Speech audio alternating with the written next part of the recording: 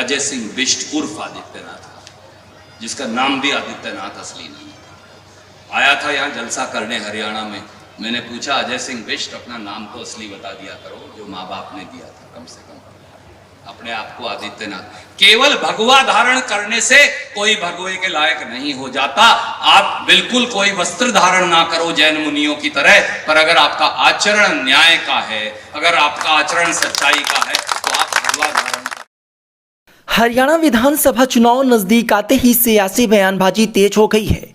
कांग्रेस नेता रणदीप सिंह सुरजेवाला ने रविवार को कैथल में ब्राह्मण समाज के सम्मेलन के दौरान यूपी के मुख्यमंत्री योगी आदित्यनाथ और भाजपा पर तीखा हमला बोला है।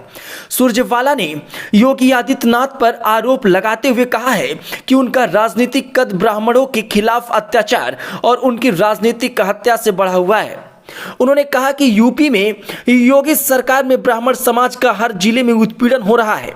सुरजेवाला ने यह भी कहा कि भगवा वस्त्र धारण करने मात्र से कोई पवित्र नहीं हो जाता, बल्कि आचरण न्यायप्रियता से ही इसका सम्मान किया जा सकता है। उन्होंने योगी आदित्यनाथ के नाम पर भी सवाल उठाते हुए कहा कि उनका असली नाम कुछ और है और उन्होंने ब्राह्मण समाज का शोषण करके अपना नाम और रुतबा कमाया है। कांग्रेस नेता ने भाजपा को ब्राह्मणों का विरोधी बताया और कहा कि न सिर्फ हरियाणा में बल्कि उत्तर प्रदेश में भी भाजपा के शासनकाल में ब्राह्मण समाज पर अत्याचार हो रहे हैं। उन्होंने भगवा रंग के महत्व पर जोर देते हुए कहा कि यह रंग पवित्रता, कुर्बानी और न्याय का प्रतीक है, न कि धर्मदत्ता और टकराव का। सुरजेवाला ने महात्मा गांधी और पंडित जवाहरलाल नेहरू का उदाहरण देते हुए कहा कि जब कांग्रेस का झंडा पहली बार फहराया गया तो उसका ऊपरी हिस्सा भगवा रंग का था, जो बलिदान और न्याय का प्रतीक था।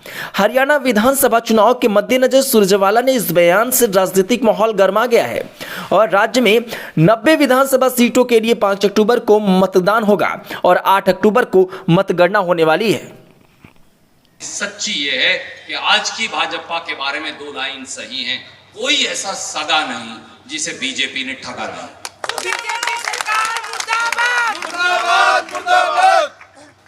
क्या हुआ पूरे उत्तर प्रदेश के ब्राह्मण नेतृत्व को?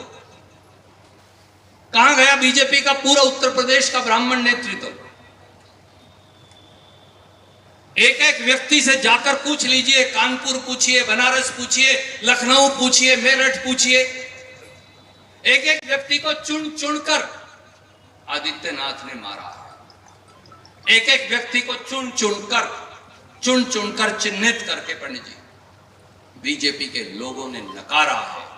एक एक व्यक्ति को चुन चुनकर उनके नेतृत्व को समाप्त किया है, क्योंकि सब जानते हैं कि नेतृत्व इस देश का सबसे बड़े प्रांत से आता है और वो उत्तर प्रदेश है। इसलिए अगर आदित्यनाथ को जिंदा रखना है तो ब्राह्मण समाज को मारना पड़ेगा। उनको मारकर उसके बाद उनकी राजनीतिक जो मार है उसके बाद फिर आदित्यनाथ का कद बढ़ा हुआ। अजय सिंह बिष्ट उर्फ आदित्यनाथ का, जिसका नाम भी आदित्यनाथ असली नहीं आया था यहाँ जलसा करने हरियाणा में।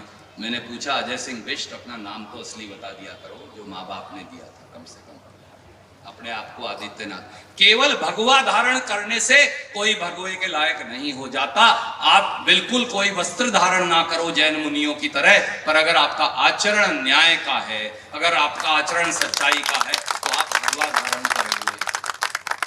मैं हमेशा ये कहता हूं, मेरा कुर्ता पजामा जरूर सफेद है, परंतु मेरा आचरण 10 साल में आप उसके गवाह हो, आप उसके जज हो, वो भगवा की तरह रहा। क्योंकि भगवा बीजेपी का नहीं, भगवा पवित्रता का निशान है। और इसीलिए पंडित जवाहरलाल नेहरू, महात्मा गांधी ने जब पहली बार हिंदुस्तान में कांग्रेस का झंडा और हिंदुस्तान का झंडा फहराया था तो उसका ऊपर वाला रंग भगवा है, क्योंकि ये कुर्बानी और न्याय का प्रतीक है।